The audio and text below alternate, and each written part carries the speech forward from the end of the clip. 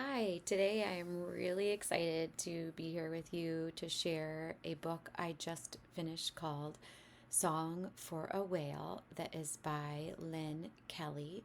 And I absolutely love this book. I think it could be one of my new favorite books. But anyhow, I picked it because I love the ocean and animals. And this book also has a main character, Iris, who is 12 years old and she is deaf. And she goes to school with hearing children, and she is the only deaf child.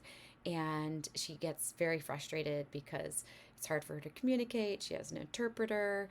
Her teachers treat her differently. Her friends treat her differently.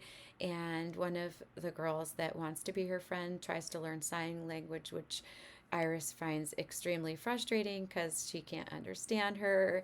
And it's um, kind of funny for um, the listener or the reader to hear the inner thinking of Iris as she interprets and tries to understand this friend as she signs to Iris, and it leads to Iris getting into some trouble at school.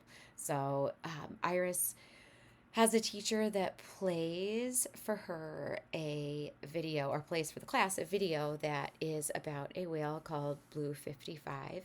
And Blue 55 is a whale that is, when it sings, no other whales are able to understand its song. It's actually a whale that is, I believe, a blue whale and a minke whale, I think, or something like that. But anyhow, um, Iris finds like kinship and empathy for this whale because, like the whale, she is has a hard time with people understanding her, and this whale lives alone because nobody can understand his song. So Iris decides to go on an adventure with her grandmother, who is also deaf and uses sign language, and together they go off to find Blue 55. And Iris has written with um, in school before she went on this trip, she has written a song for Blue 55 that she feels that if it is played for him, he will listen and respond. And so she reaches out to the scientist that is tracking and studying Blue 55, or trying to get a tracker on Blue 55.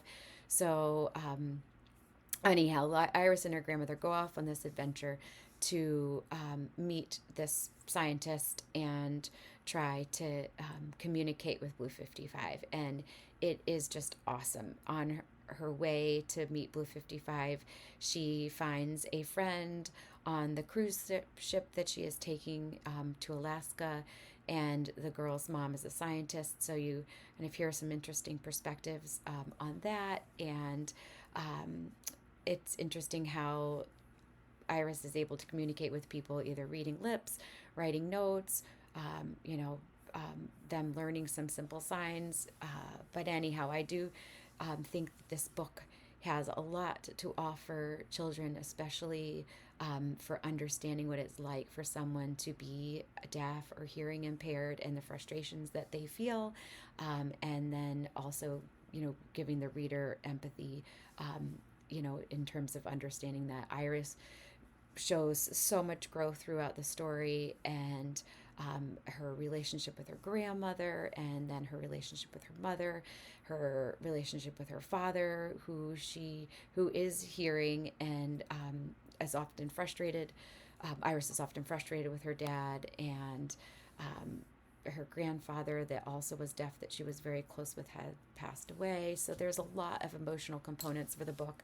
I loved the Audible version, and I think it really made the book even more of an enjoyable experience. So I highly recommend Song for a Whale. I thought it was fantastic, and I'm really excited to read more books by this author. She has a brand new book that just came out this month about an octopus, and it sounds fantastic. So Lynn Kelly has an amazing website. I highly recommend checking it out and finding all kinds of different great resources for this story and extensions that would lead to some great teaching surrounding the story and the theme of the book. Hope that you have a great day, and I hope that you will pick up this book and give it a try.